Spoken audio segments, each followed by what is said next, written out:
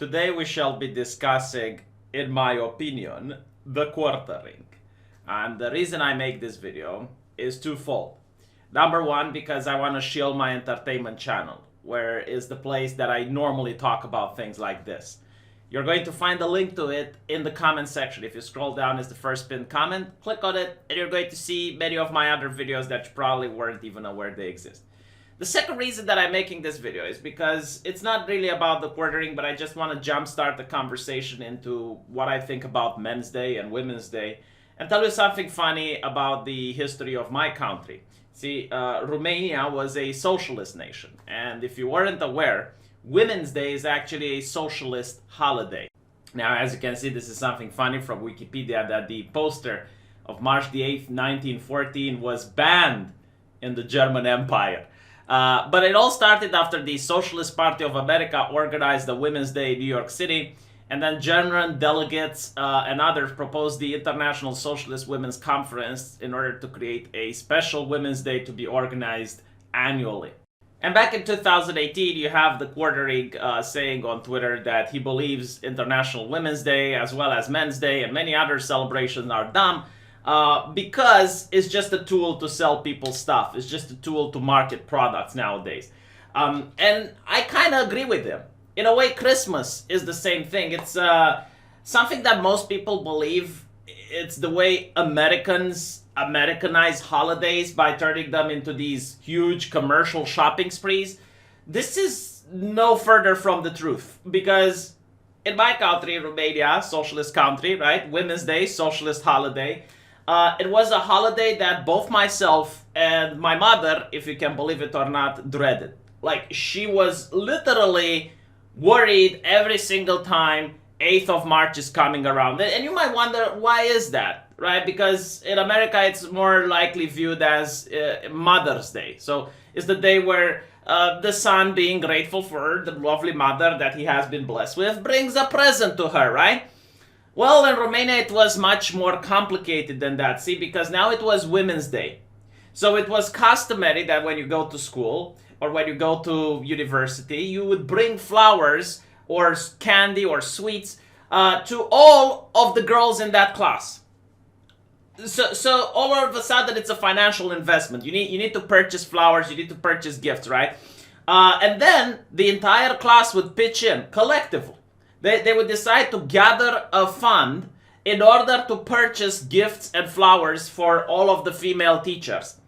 And again, you have to contribute. Even if you hated that teacher, even if it was like the worst teacher, if it was a teacher from hell, if she had a poster of Adolf Hitler himself above her bedroom wall, you had to purchase her a gift. You had to purchase her a present. Why? Because it's 8th March. And the idea was that, look, all the other classes would bring her gifts, and if your classroom didn't bring her a gift, then she might be angry, and she might give you bad grades on the test papers or whatnot. And believe it or not, it could actually happen. Like, I knew some of the teachers that were very vindictive, and they legitimately would pour their outrage at work, right? Like, they would have a bad day at home, maybe they would have some spousal dispute in their household, and when they came to school, they were like really angry. It's like, you would see this teacher just sit down and start yelling and shouting at the class, and you're like, what the fuck is up with them? What's up their asshole? You know? So you had to pitch in money for the girls in your class. You had to pitch in money for the female teachers. And then you had to pitch in money to buy a present for your girlfriend if you had one. Guess who had to pay all that? Because when you were in high school, you weren't producing wealth. You weren't the savvy capitalist that most people will later know you in life for. No, your parents would pay for that. In my case, it was mostly my mom that had to pitch in money for all of these. And believe it or not, the sum was getting quite high, right? So, yeah, whenever 8th of March came along, my mother was terrified by it because, like, oh God, now I have to pay. And it was like money wasted, literally, right? It ended up to the point where I would go to my class and I would say, no, I'm not buying my teachers jack shit. And when my class started trying to put peer pressure on me, I said, no, you give the teacher the flowers and you say, these flowers are from class 3B minus V, okay? V did not want to contribute. He made it specifically clear that it would be unacceptable to send you these flowers if it's not written that he did not want to contribute. And honestly, I usually studied most of the things in class, so I didn't need to bribe the teachers with the genitals of plants in order to get a good grade. So that was it, right? But for a long time, like it was a financial burden because I wasn't even coming from a well-off family. But I want to point out that even in socialist nations, okay, even in nations that had the hammer and sickle on the flag, you still have this same mentality that 8th of March is coming, you need to buy shit. And by the way, like in Romania, it was even worse than that. It was even worse because on the 1st of March, there was a Romanian holiday where you have to buy these trinkets. They're called mărțișor, and it's a trinket that shows the coming of spring, right? So it's customary that you buy some of them and you give them to your colleagues and your friends, and if you don't give it to one, it's like, again, it's rude. It's rude not to give. It's expected of you. And these little shits cost anywhere from $5 to $20. Now imagine you have to buy like 20 or 30 of them. What a lot of people did is that they would save the one that they would get from 1 year and they would recycle them the next year because, like, again, financial burden, right? So you have that shit on 1st of March, you got that shit on 8th of March, and then you also have the problem with Valentine's Day. You know, in Romania it's Dragobete, but like it's the same thing. It's like you get a girlfriend, you have to take her out somewhere nice, right? Because like she's going to go talk with all her other girlfriends, and it's like, what did your boyfriend do for you? Oh, he took me someplace nice.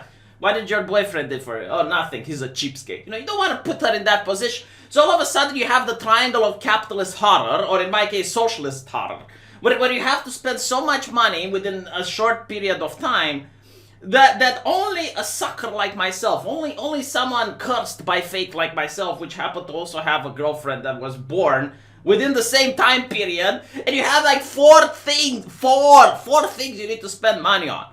You know, so yeah, look, if you're like me, I get why you wouldn't like these celebrations. I really get it. You know, it's acceptable, like TheQuartering is saying. Yeah, it's just a capitalist thing to sell people shit. Maybe it started from a nice place. Maybe it started from a place it's like, oh, you know, let's give a little bit of acknowledgement to the stress and to the difficulty that it is to be a mother, and, you know, have a day to celebrate the fact that the women are mothers. It's not that today, all right? It really isn't. And it's the same thing with the Men's Day, which is a celebration promoted by a beer company. I mean, if that isn't so blatant that it's trying to sell stuff to people, I don't know what is. Now, people think that TheQuartering is being a hypocrite because he is upset that a blue check mark is dissing International Men's Day. And I don't think that's the case. I think you can very rationally explain it. You see, there are two reasons not to like a celebration. You cannot like it because it's capitalistic and you have to purchase stuff. And you cannot like a celebration because you literally hate men.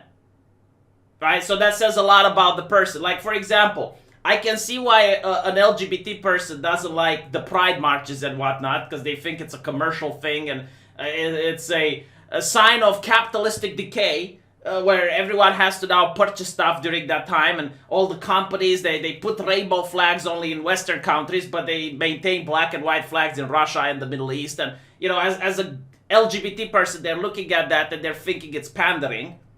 But at the same time, if they find another person, like, not liking the LGBT parades because he's a homophobe, yeah, they can say, well, that person is an asshole. So even though they don't like the celebration, and even though they look at the celebration as being pandering, if another person hates the same celebration just because he doesn't like LGBT people, then you can also say, well, that person is an asshole. Like, it's not about not liking the celebration, it's about the mentality of the person, and I think it's entirely coherent. Though, to be honest, I noticed this, and on Twitter, especially this year, it seems that there's a lot of less fuck men than usual. Like, usually you'd have hashtags trending during this period, right? You'd have hashtag yes all men or hashtag all men are rapists. This happened in previous years. You know, for some reason Twitter didn't decide to suppress those hashtags. However, this year I didn't see them anymore.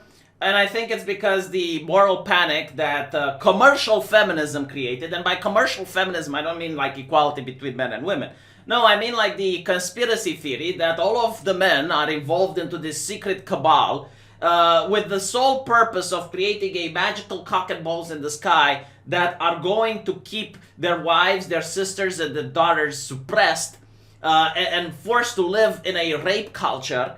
That little conspiracy theory is starting to go away.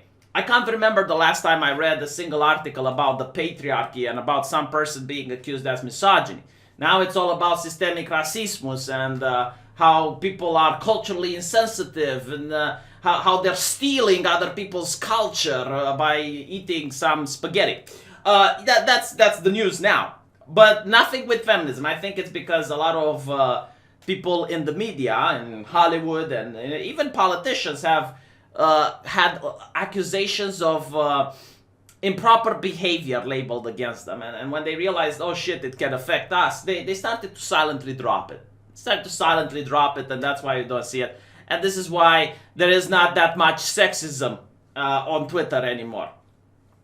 I don't see sexism towards women. I don't see sexism towards men. You know, unless you're J.K. Rowling, then it's very easy to compile a list of things that people say to her, which in other words would be inappropriate to say to a woman of her age. But I understand she's a bad person, so yeah.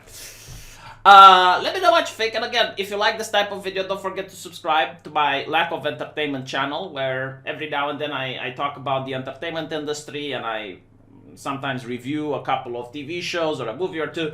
If you like this video, if you don't like it, thumb it down. Tell me of another YouTuber that tells you to thumb down there. If you don't like it, though. If you like it, thumb it up. I'll see you guys in the comment section.